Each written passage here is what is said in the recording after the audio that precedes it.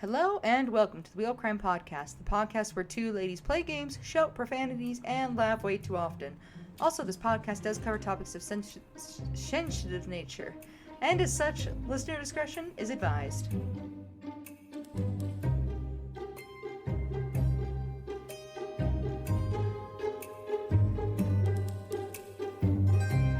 Hello, and welcome back to the Wheel of Crime podcast. My name is Jen. My name is Emily. Welcome. What have you been up to this week? Jen, oh my Jen. I've been so busy. It's been a little bit of a hectic week for me, but we're getting through it. I had to go to the dentist because I've been clenching my teeth so hard that I cracked one of my fillings. Yeah, it's you're lucky great. You're lucky it was a filling and not your whole tooth, because that's expensive. Ask me how I know. Yeah. So, I originally got the filling because I cracked my tooth. So. Oh, okay, I got you. You're like, wait a minute, I've been here before. Yeah, I'm a pro.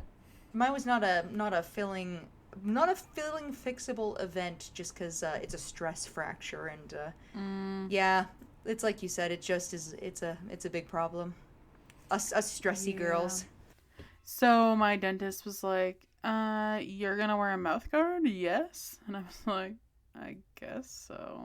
I have one. I drool when I wear it to bed, so it is not convincing for me to wear it some nights. I hate the feeling of, I've had one before. I can't get over the feeling of like having something in my mouth all night. It drives me insane. I remember thinking that way when I got mine at first. That feeling specifically did go away. For me, it was more so I would like roll my face over into a pile of drool all the time, and that got old really fast. Yeah, that's fair. Yeah. But so, not envying you for that, I feel like my week has been a little more interesting. Busy, but I've been at the gym listening to the audiobook for our book because I have such a hard time sitting and reading these days. But the fact that you're still working on Iron Flame is incredible to me. It's a big book, but I'm getting there. I did get to, I guess, if you are a listener who's reading Iron Flame currently, you might want to skip ahead a little bit so you don't get spoiled, but I just got to this part where them and their griffins are like climbing up a mountain, and this one bitch who is like her but not like her, who's definitely going to show up as a venom at some point, got blown off the cliff, and they're like, oh no, and now somebody's been shot, and they're like, oh no, and calamity, and I was like, yes, calamity. And then the guy who can read minds is like, let me be the protector, and we're all like, fuck your life, bing bong. Bing bong, get the fuck out of here, guy. Exactly. So that's kind of where I'm at. I'm having fun, though. I've been listening to the audiobook. It's called the dramatized version. So what they do is there's sound effects. They have a bunch of different voice actors working on it, so all the different characters have their own voices and stuff like that. And I don't know, it's very interesting. It's good for the gym, though, because I kind of stick my headphones on and then get on the treadmill and then just, like, black out into another world for a hot 20 minutes. So that's been pretty nice. I love that. Honestly, I've been needing a good audiobook lately. I've been in a little bit of an audiobook slump, so I'm a little jealous. The next one is also an audiobook that I've already downloaded. Yeah, maybe we both do the audiobook for that one. Right? Could be fun. Could be really fun. Anyways, should we get right into our wheel of questions? Probably. Tomodachi Life has taken my life over, and I've got no updates on that anybody would find interesting. So, if anybody's been wondering what I've been up to. All right, well, let me spin the wheel. Let's go. How do you think you would respond if you had to become a permanent caretaker for your husband? I'm hitting you with the really hard questions first up. Like, sorry, could you just repeat it one more time? Like, so... If your husband had a permanent disability and you had to be his caretaker, how would you respond? I think it depends on a few different things. So I think that if you have your significant other go through a life-changing event where they're suddenly needing to rely on you as a caretaker, that there's different levels that they might require of a caretaker. So I'm going into your question with the assumption that this is just meaning that your partner is no longer able to sustain their own bodily functions on their own, that they need a caretaker for that. As far as like how I would be working through that would be, how much is my husband even here anymore? Because there are some people who say if you're suffering brain damage, it's kind of like you're very distanced from the identity of who you got to know as being your partner for a time. And what their needs are. So I guess, yeah, it would depend. Assuming that this is just as simple as, well, simple, quote unquote, that this is a physical needs thing and the mental capacity is still there, I would do it. I feel like it's not really that different than, you know, being a caretaker for anybody else in your life. But if this is a, say, situation where mentally they're not here anymore as well as physically, and there's like some layers of what you would consider as being your partner and your partner's identity, and do they recognize you anymore, and there's like, you know, different things related to this. If, say, that was the point, then I think that it would be different, because it would be scary being in that situation and say there is somebody taking care of you and you don't really know who they are, and they're not a nurse, obviously, they're just like a person that you maybe think you know. I think that might be a little bit stressful for some people. In that situation, I would be content with having them be taken care of where their needs are being met. So I guess my answer is, how would I feel about it? I would continue to love my partner in the way that they needed to be loved, if that makes sense. I think that's a very good answer. I feel a very similar way, where it would depend so much on circumstances, so much on what their needs were, and what I felt like I was actually capable of providing for them. Because that's the thing, is like, you can love somebody, but loving somebody isn't keeping them close to the chest and assuming that you can provide what's best for them all the time. Love is sometimes understanding that you don't necessarily have the tools to properly take care of people, especially when they've gone through these traumatic life events, and being okay with having your expression of loving and taking care of somebody be the being okay with them going through these different support networks. I 100% agree with you there. Yeah. I feel like that's pretty much it. Yeah, let's move to our next question. Hell yeah. What was your last Google search? Dude, let's find out. I have no fucking idea. It's probably Tomodachi Life Me Maker, because you can make me's online and then export the image so that you can have an easier time making me's. We'll find out. So, funny enough, my last Google search was how to get high-speed internet. Hell yeah. Listen, I'm a productive girly. Mine was, let's look here. Well, that's my iPad. I wonder if my phone has a different one. I do. My fun ones are probably on my phone. Mine was Tennis Lessons Calgary. Mine was Fragrantica, the website for perfume. Hell yeah. I'm doing my research. Well, we're not very interesting. So let's spin the question. The truth is that I had a sampler perfume and I was like, why does this smell like coconuts? So that I looked it up on Fragrantica to be like, is there coconut? There was. I was right. Look at you, training your nostrils. So smart. Okay, what's our next question? Let's spin for it. Do you keep a lot of cash on your person? No. I used to. I feel like when I was like debit card only, like way back when I was like, you know, a teenager / early adult, I carried more cash. But since credit cards have found their way into my life, I carry no cash. No cash, no change. Yeah. See, I have a coworker who, and I don't ask me why I know this about her, but I do. Her bank plan is the free plan, so she gets like 5 transactions for free or whatever. So she doesn't do e-transfer because it's not included in the basic plan. So she only uses cash for everything. So if you buy her lunch, like if we're doing a group lunch order at work, she has to pay me back in cash, which is really fucking annoying, I will say. Oh, that's annoying. Also, did this person open their bank account 70 years ago? I have never heard of that. Yeah. Well, that's fair. You know what? Never mind. I understand now. But no, I did, or like, I have returned some things recently, like in store, and they always refund me in cash. So I do have cash right now. It's just, I never remember that I have cash. It's like irrelevant to me for whatever reason.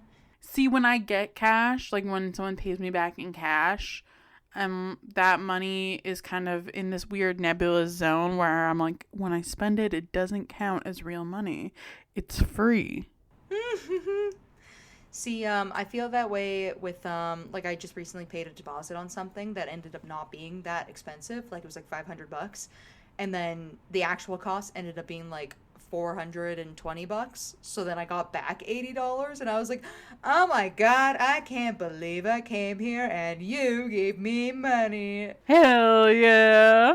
And then the poor lady who was talking to me, she was like, that's not how that works. And I just kept amping it up. And I was like, that is so crazy that I come here and you just like me so much that you pay me. They're paying for your company at that point. Exactly. Because I'm a comedian, obviously. Yes. They're like, you are so cool and funny. We just need to give you some money. That's what I'm saying. I totally get it. That's so funny. I think, do we have one more question? Yes, one more. Okay. What would your Vegas wedding look like? My Vegas wedding. I would want one of those like really, really cheesy, like tradish, quote unquote, Vegas weddings with like the Elvis impersonator there. I want to have on like hair that's like stacked to the nines with like a big bun, like and like Priscilla, a little like and like a Priscilla little like Presley style. Yeah, and like a little like mini skirt, like wedding dress kind of. I love it. See, I was envisioning something similar. I think it would just be a cool experience to get married by Elvis in like the Tunnel of Love or the little white chapel or whatever it's called. Oh, for sure. Like, and make it like because it's always like somehow 60s themed too. I think it'd be really cool. Yeah, I'm totally there with you. Well, we can go like get married in the together. Back of a like double wedding. Yeah, like in the back of like one of those like open top convertibles, stuff like that. Oh, so cool. I know. A baby bluebird, like vintage car. Hell yeah. Ah. But yeah. That would be my Vegas wedding. And then you'd be there obviously as my maid of honor, for my impromptu Vegas wedding. And you would be wearing also a mini skirt dress, but it would be like hot pink sequins. Ooh, I love that for me. Right? I think that'd be so classy. So cute, so classy. Well, Yes. I want the same wedding, but you're there and you wear a purple sequin mini skirt dress. Deal. We'll do at our next weddings. With our second we'll do husbands. That. Yeah. We'll just divorce our husbands really quick and then remarry them, and this will be what we do. I like it. Sounds like a great plan. I love it. Okay, because I think that's all of our questions. So, what do I think your story is? Okay, I think I always get amnesia. I'm like, what are your questions? Some guy has no money in his wallet. So then he goes to Vegas to get married, and they're like, pay up, bucko. And he's like, but I'm broke. And I forgot your first two questions, so that's going to be what I think happened. You are not even really close at all. I think my issue is I go too into detail, and then I lose myself to the story. Yeah, you need to be vague. You need to stop telling me the story you want to hear. You know, you got me there. You got me there. All right, well, today I'm actually going to tell you about a lady. We're talking about a woman. What? We never have women. I know. So Sandra Louise Garner was born in 1963. We don't know a ton about her early life, but this is what we do know. She was a twice divorced person, a mother of two, to Wesley and Andrea Miller. And when she met her soon-to-be third husband, John Garner, in the year 2000. They were both managers at the DHL Express and We Pack companies in nearby Paris, Texas. Sandra was indeed 13 years older than John, but the age gap didn't stop their love from blossoming. They got married 2 years later on New Year's Eve in Las Vegas. Sandra said, "We had an awesome relationship. We loved each other so much. We were partners and we did just everything together." Which, how sweet. That is sweet. So John became a father figure to Sandra's children, although Sandra's daughter Andrea was not initially a fan of him. She later appreciated him after he stepped up following Sandra's 2014 diagnosis with multiple sclerosis. Andrea said, quote, "I saw how much he loved her and that's all that mattered. He took care of her. He was her rock." Oh, see? Yeah. Cute. Yeah, that's sweet. So the MS diagnosis was tough on Sandra. She said the medicine she had to take made her very sick and very depressed. She says she thought about suicide and Googled how to do it. Sandra said she looked up, quote, "How do I kill myself in my sleep? How do I take pills to kill myself?" Or something like that. Sandra said she didn't want to become a burden to John. Apparently, she said a conversation with John, she had a conversation with John about it and said, quote, "You don't deserve this. I'm just going to kill myself." And he said, "Well, if you do that, then I'm going to kill myself too." And that's when I knew I couldn't do it. Which, I'm just gonna go cry in a corner now. It's sad, but it's also something that I feel like a lot of people can understand, where when you're surrounded by so many people you love who also love you, it's hard because if you are going through something where you're then also needing their support in that kind of way, it's hard to not feel like you're somehow taking something from them, whether that's time or so I feel like when you think about it is something a lot of people can understand, and that's also hard, but at the same time, like, at least from what I understand from talking to people who have been in that caretaker position, most people, that is what they want to do, because that doesn't mean they love their partner or their whoever any less. That's a part of the loving them is now the taking care of them, right? Mm-hmm. I think it's something that people either step into or walk away from. Yes. I don't think I'm sure there is people who do it and don't want to, but I think most people are probably there for a good reason. I agree. So, as Sandra got sicker, John became the sole breadwinner and caretaker. Sandra said she was very reliant on him, saying, quote, "He was all I had. It was just me and him." In 2016, they moved to Maypearl, Texas, a small town in Ellis County. It had a population of just about 1,000 to be closer to their families. John's father and stepmother bought the house across the street, and John and Sandra's backyard became the gathering place. Jessica Garner, who had married into the family, she married John's cousin, became close to Sandra when they got to town. Jessica said, quote, "We were over there all the time. I mean, our families, you don't just knock on the door, you walk in." On her relationship with Sandra, she said, "Oh, I loved her. She was family. That was John's wife. I mean, you love them." They were super happy. So it seems like everyone in their lives, including them, agreed about how happy and how much they loved each other and how much they wanted to be together. Mm-hmm. So John was described by people who knew him as wild and crazy. It was noted that he drank heavily while being on prescribed antidepressants. He was also known to have fired multiple employees during his career as a shipping manager. Sandra herself was later quoted as saying, quote, "He was a very sweet man, but he was known as a tough boss. He loved firing people because if they weren't doing their job right, they didn't need to be working for him."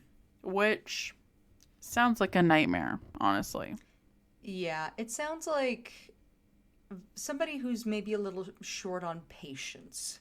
Yes, that's the perfect way to put it. Yes. So the couple owned numerous firearms, including 49 pistols and 12 rifles, which is a lot of guns.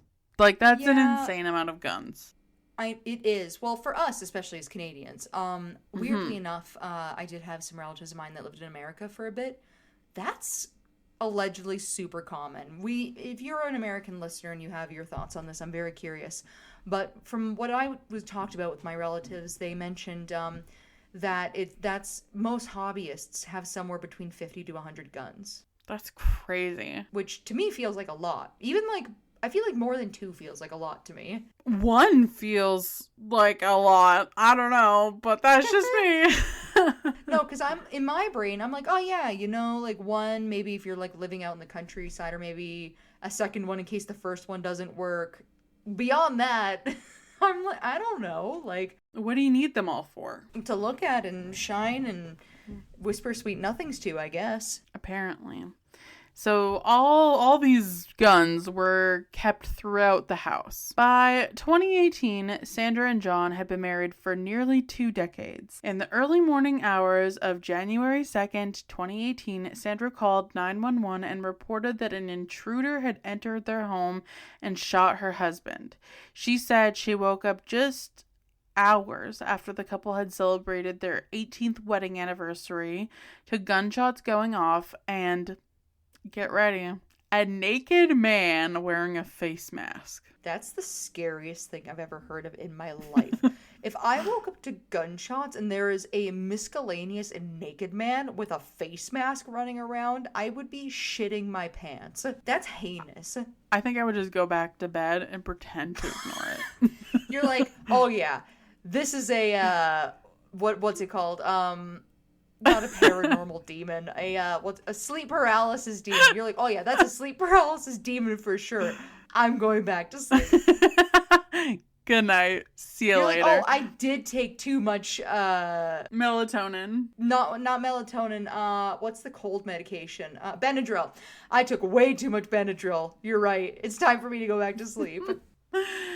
So, Sandra stated that when she screamed, the intruder told her to be quiet and said he would not harm her because his job was already done. According to Sandra, the intruder claimed that John had previously fired him, which led to him losing his house, wife, and children. The intruder then demanded money, stating that he knew the couple kept cash in the house. Sandra directed him to a lockbox in a closet that contained approximately $18,000 in cash, which is a lot of money to keep just lying around your house.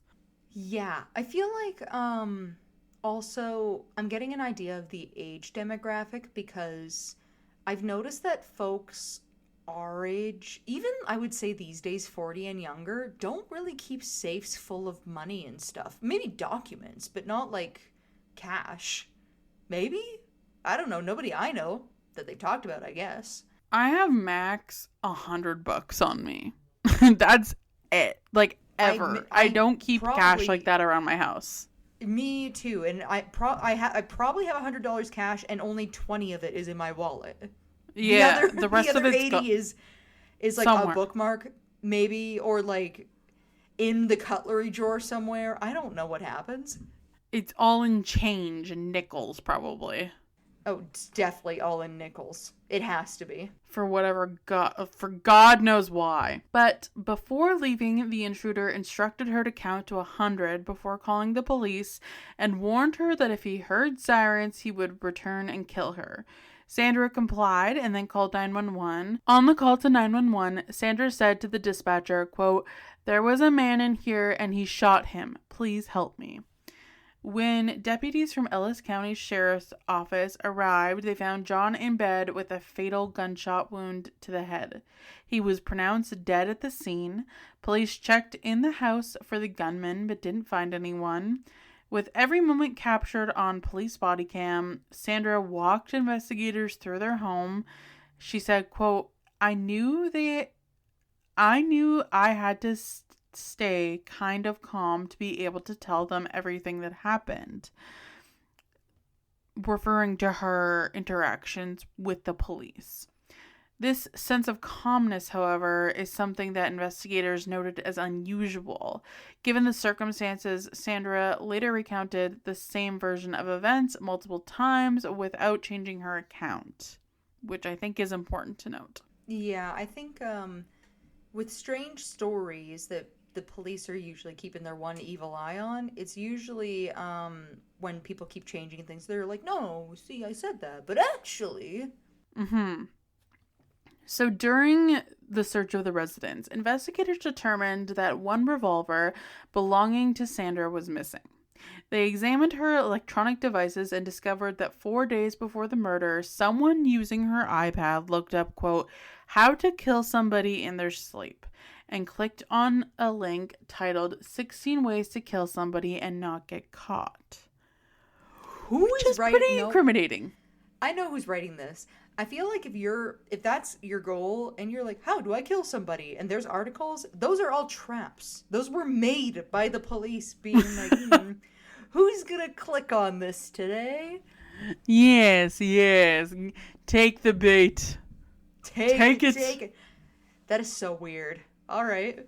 WikiHow on how to kill your partner and get away with it, I guess. Or kill somebody in their sleep and get away with it. Murder for dummies. Murder? I hardly know her. Murder. When questioned about the searches, Sandra stated that her husband had previously thought about killing himself and that maybe they were his searches. I found this interesting that she didn't say that, like, tell the police that she was the one who was thinking about killing herself, and how she's kind of flipped it now. Like, maybe they both had suicidal thoughts, but it is interesting. It's a very different thing, I think, psychologically speaking, if somebody's association with death is in the realm of, oh, I'm looking for ways to take myself out, that's self-immolation, right? That's not projected onto anybody else. Those are two completely different worlds of thinking. Yeah. So the authorities noticed that Sandra had gunpowder residue on both of her hands, making them suspect her involvement in John's murder. This was a part of the routine investigation. Sandra's hands were swabbed for gunshot residue. Her clothes were collected, and then the questioning began. However, this is where police made a potentially really big mistake in the investigation. They didn't bag her hands. Gunshot residue was indeed discovered on her, but it was only a tiny amount that could have had an innocent explanation. And for context, bagging her hands means placing paper bags over a suspect's hands and sometimes securing them at the wrists as soon as possible after a violent shooting or crime, with the purpose of preserving potential gunshot residue evidence. If they had bagged her hands, they would know with more certainty if there was a more nefarious amount of residue on her hands or not, right? Because it is plausible that because she was laying in that bed, there could have been gunshot residue that just came off onto her, right? I think even if you were in the same room as when a gunshot goes off, it would make sense to have residue on you. So that's tough. That is something that should have been looked into more. But it's like, if she was holding the gun, obviously there would be a lot more, which is what they should have fucking determined. Yeah. So one of the investigators, Lieutenant Boyd Norton, said, quote, "We searched the entire house. We searched all the cars and all of the outbuildings. Sandra's Mustang was parked inside of a detached garage. There was nothing there." That's important. I need you to all remember that. Okay, so the detached garage has nothing in it. Well, the Mustang inside the detached garage is empty. It's got nothing suspicious in it. They look. Okay. So, Sandra's son Wesley was the last person who spoke to John besides Sandra. When asked by Lieutenant Shane Thompson if he was with John the night before the murder, Wesley said, "Till 7. That was just hours before the shooting." Wesley says he then went home and didn't know anything was wrong until John's family showed up at his apartment to give him the news. Wesley seemed to think that Sandra was behind the murder as well. In an interview with Detective Lieutenant Shane Thompson, Wesley was quick to point fingers at his mom. He said in his interview, quote, I don't want to tell you. I mean, it's my mom, man." And he kept at it, questioning details of her story, saying, quote, "The dogs, why didn't they bark? How did so-and-so know how to get in? And for somebody to sneak up on him like that, I don't buy it." So basically, he's immediately in that police interview poking holes in her story. Yeah. That's hard, though. That's like, I feel like when there's like a personal relationship, it's kind of like, that's a tough position to be in. For sure. 3 days after the murder, on January 5th, 2018, investigators returned to do a more thorough search of the home. The officers went to the detached garage to search her Ford Mustang again, but this time the garage was locked. When they asked for the key, the very angry Sandra reluctantly complied with the request. According to Jessica, who's the cousin, Wesley walked in and said, "Hey mom, they want the keys to your Mustang." She threw down the fork that was in her hand and said, "Fuck no, you can tell them to fuck off." Sandra says she was pissed off, and when asked why, she said, quote, "I knew they were looking at me for it." She says she learned police were looking at her as a suspect that morning from Wesley. So under this front seat of the Mustang, which, remember, was empty when they did the initial search on the day of the crime, investigators found the missing revolver. Okay. It was wrapped in wet towels inside of a plastic bag. At the crime lab, forensic scientists were unable to find latent fingerprints or DNA evidence on the gun. Jessica remembered Wesley coming back across the street, and according to her, he said, quote, "They found the gun in her car, and then he started laughing." Jessica said, "I just looked at him, and I mean, like, I'm getting goosebumps now. You're like, what?" Everything changes at that point. She killed John. How could she kill John? Why did she kill John? So it seems to me that Jessica's having a very normal response to finding out that someone she's close to potentially killed her family member. Whereas Wesley's having a fucking weird reaction. Yeah, to me it's kind of giving like, he's definitely hiding some very particularly, I would say, targeted feelings towards, because what was the husband's name again? John. It's weird. It's kind of like, if, how do I put this? You've covered stories in the past where there's clearly a sour relationship between people, and there's always like a really weird reaction post-mortem. And one of the ones that comes up a lot is like almost like apathetic. So to me it says that he is not fond of John. Or his mom. I don't think he's fond of either of them. Yeah, whatever's going on there, he definitely feels a type of way about it. So 5 days later, on January 10th, 2018, when the ballistic tests came back, proving the gun in the Mustang was the one that was used to kill John. Just a few hours later, when Sandra pulled into her driveway, police were waiting. Sandra said, quote, "I just got out of the car and they said we're arresting you. It was horrible." Her bond was set at $2 million, which she was unable to pay, resulting in her detention at Ellis County Jail. 2 months later, An Ellis County grand jury indicted her on the charge of first-degree murder, and her trial began on September 10th, 2019 at the Ellis County Courthouse in Waxahachie, Texas, which, that's such a fun name. Yeehaw! Yeehaw! During the trial, prosecutors presented body cam footage, witness testimony, and forensic evidence, including the internet searches, gunshot residue, and the discovery of the murder weapon in her vehicle. They argued that her behavior and the evidence were consistent with her presumed guilt. Sandra's defense attorney, Tom Pappas, offered a three-pronged defense. His client had been framed by her son, Wesley, which is a strong statement to make. Holy fuck. That is. And the Ellis County Sheriff's Office had horribly mishandled the investigation, and the prosecution had not established a motive for Sandra to kill the man who loved her and had taken care of her. Tom pointed to several issues, including the failure of law enforcement to properly secure the crime scene, the loss of an initial crime scene photographs, and the failure to process certain evidence such as door handles of the Mustang for fingerprints. Which, again, why the fuck are they messing this up so badly?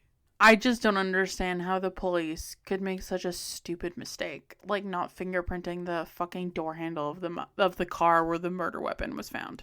Especially when they figured out that was the case. Like, I don't know. I feel like there's a lot of weird time-sensitive things that they're not doing for a murder. Does that make sense? I totally agree. So additionally, Tom suggested that Sandra's son Wesley could have been responsible for the crime. According to the defense, Wesley had murdered his stepfather because he was desperate for money. The defense attorney pointed out that Wesley was in the house the night of the incriminating Google searches. They argued that he had access to Sandra's electronic devices and could have conducted the incriminating searches. Moreover, contrary to what detectives believed, Wesley did not have a solid alibi for the morning hours of January 2nd, 2018, due to discrepancies in time records. They also noted that he had directed investigators to the location where the gun was eventually found. Had investigators processed the Mustang's door handles for latent fingerprints, they may have discovered that Wesley had planted the murder weapon. Also, the sheriff's office lost the crime scene photographs and had done nothing to protect the murder scene from evidence contamination and removal. Throughout the trial, the defense attorney, Tom, repeatedly referred to his client as, quote, 16-year-old Nana with MS. Yeah, I don't like that. And I feel like it's weird. Sometimes you talk about cases where a murder obviously happened, but the police are going about it as if it's not a murder. Like, it's very weird for me why they would be missing this much. If what she's saying is true and it was really a masked man, wouldn't you want to get all the fingerprint evidence possible to try and identify this person? Yeah, instead of just looking around the house and being like, well, clearly, like, you need to treat it as if anything has happened. As if it's a crime scene where someone was literally murdered in their sleep? Ideally, that would be what you would want it to be treated like. Ideally. So during the trial, Sandra took the stand and testified in her own defense, which I always think is really interesting when people choose to do this because so often they fuck it up for themselves. Yes. So it's very interesting when they actually do it. So she maintained that she did not kill her husband and reiterated her account of the masked intruder. The trial lasted approximately 4 weeks and included testimony from 25 witnesses and the presentation of 400 pieces of evidence. On October 10th, 2019, after deliberating for approximately 3 hours, the jury returned a verdict of not guilty, concluding that the prosecution had not proven its case beyond reasonable doubt. Sandra was released after having spent approximately 21 months in custody. Following her acquittal, Sandra returned to her home in Maypearl, where her husband had been killed. She stated that she chose to remain there because she believed that's what he would have wanted and that she wanted to remain close to him. She said, quote, "I love my house. Uh, and I know it's hard, and I know people think I'm crazy for wanting to be here, but I just want to be as close to him as I can. She has since spent time with her friends, family, and grandchildren. Sandra and her daughter Andrea are no longer speaking to Wesley. Andrea said, quote, "He does not deserve to be part of my mother's life anymore. And as far as I'm concerned, I don't have a brother anymore." And when asked if she's still loved her son, Sandra said, quote, "Not like I used to. No, I have not spoken to him at all. He did me really wrong." Regarding the entire situation with Wesley accusing her, Sandra said, quote, "It's very hurtful, but he chose that. I didn't." When asked point blank after the acquittal if she killed her husband, because at that point no more legal action could have been taken, so really she was free, in theory, to kind of admit to it if she had done it. Which I don't know why anyone would, but in theory she could have. She said, "No, man was the love of my life. I told you, he was all I had. He was going to take care of me for the rest of my life. Without him, I have nobody. No, I didn't kill my husband." John's family moved out of the house across the street from Sandra. They believe Wesley was not involved in John's murder, and they remain close to him. The case remains unresolved, and no other individual has been charged in connection with John's death. Damn. So that's the end of my tale for you today. That doesn't feel right. I know. I'm shocked they didn't look more into, like, the whole masked man thing. Yeah, I'm also surprised they didn't look further into the whole mass murder thing. I think they kind of put all of their eggs in Sandra's basket. I also wonder why they didn't really look into Wesley, but I think it's because they botched the crime scene, so they couldn't really do anything about that anymore. Yeah, and, like, that's what I mean, though. At the point where, like, if you come into this and you are treating the crime scene like a regular, like a robbery, as for example, instead of a death, you're going to miss all of these details. It feels like they didn't handle this right from the onset, and I don't quite understand why they went about it the way they did, but here we are. And it's really sad for everyone involved losing John, and I hope Sandra didn't do it. I'm kind of conflicted, though. Like, part of me is like, maybe there's a chance, but then part of me does believe her in a way. I don't know. I'm very on the fence for this one. I have a hard time believing, like I was saying earlier, that somebody who has the mindset of, I don't want to be a burden and I'm going to take myself out, to then turn around and say, oh no, I'm not going to die, you're going to die for some mysterious reason. There's no gain from that, at least in my opinion, in the sense of, if you're somebody who needs a caretaker, why would you basically want to remove your caretaker from the picture, even if it's for money? You know what I mean? Like, at that point, money isn't as valuable to you as having somebody who wants to be there for you, I think. Like, I could be wrong about that. That's the thing, is I don't really know what Sandra would gain from losing John, and it seems like she loses more than she gains. Yeah, like her attorney pointed out, they weren't able to really establish a clear motive for this, and that is felt in this case. I think is that, why would she do it? Like, why? I just have so many questions. The only thing I can think of, just going off of like the Google search that existed, is maybe that's something John looked up for her, and then this happened. Anything's possible. We'll probably never know. But that's what I mean. Like, there's so many different angles that you can look at this. Maybe it's the case of they made a suicide pact and she was trying to do her research to make it peaceful for them. So she was like, oh, like, for me, it's whatever. Maybe at that point you just don't really care about how you're going to get to where your goal is, but you want to take care of your partner, and so you want to do things a certain way. Literally, who knows? But you'll never know because of it, like you said, how everything was mishandled. Yeah.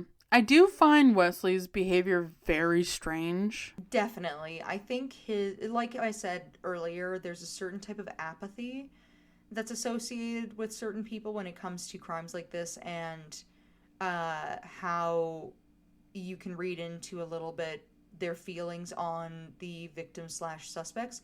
Not to say that that in itself is incriminating, but it is certainly, at the very least, something I think that is worth looking into. Yeah. I don't know. It's a little suspicious. It is a little suspicious. But Maybe that's my tale for you today. Superstitious. Perhaps. That's up But to you, dear listener. that is. So, I think that brings us to the end of our story here today. So, if you liked today's episode, make sure to leave us a review on wherever you're listening to our podcast. We also have our website, which is www.wheelcrime.com. You can check us out on there.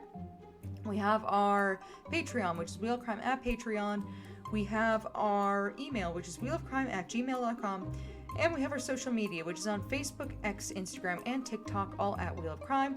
If you listen to today's episode and you're like, I know a thing or two about what happened, or I know those people, or I have a very confusing crime story that nobody can make sense of, you can write in and tell us all about it. We do our listener story episodes a few times throughout the year now. There is no current date for the next one as far as I'm aware of, but we will be announcing it as soon as it comes out, and if you write in, you might get your chance to be featured on that episode. Yes, and that's it. That's all. We'll see you next week for another new episode. Okay, bye. Bye!